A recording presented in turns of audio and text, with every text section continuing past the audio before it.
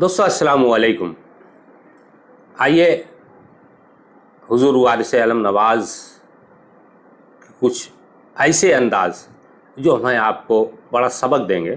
मैं उससे पहले आपके हवाले एक शेर करता हूँ।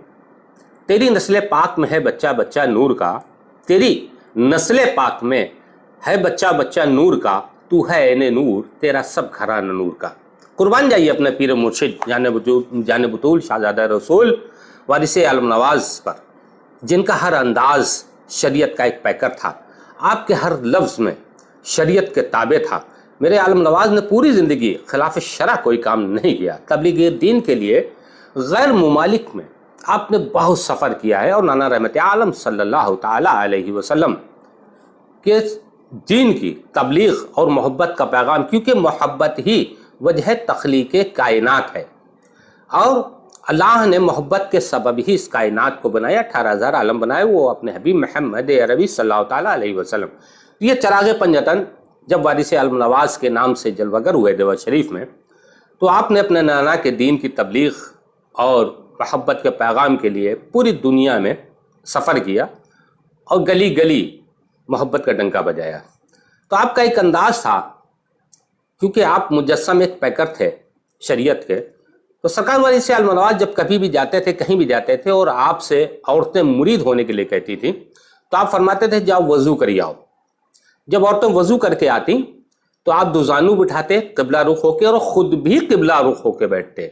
यह एक बहुत मेन पॉइंट है। क़िबला रुख होके बैठते, दुजानू बिठाते, बावजू बिठाते।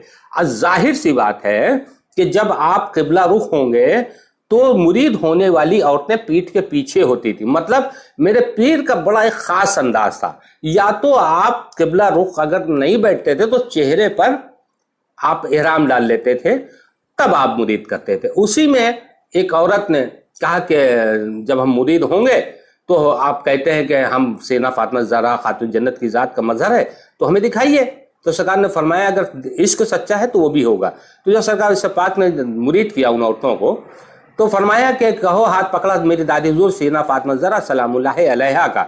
तो वो एक लम्हा के लिए रुकी, फिर सरकार मुस्कुराए, आपने हल्का सा चेहरा ऐसे किया पीछे की तरफ, तो देखा मुजस्सम सीना फातिमा ज़हरा सलामुल्लाहि अलैहा जलवागर है। ये सरकार वारिस पाक का अंदाज था औरतों को मुरीद करने का। आप कभी भी अपने हाथ को आगे नहीं बढ़ाते थे दस्तबोसी के लिए। हालांकि रूहानी बेटी चूम सकती है, लेकिन जब मेरे पीर ने नहीं चूमवाया तो हमें भी परहेज करना चाहिए। आप इहराम अक़दस को आगे बढ़ा देते थे।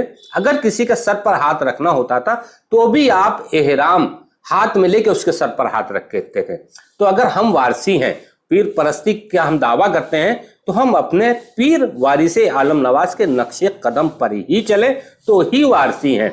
तो सरकार वारिस आलम नवाज का ये अंदाज था। ये अंदाज दादा मौला अली अलैहिस्सलाम से मिला था।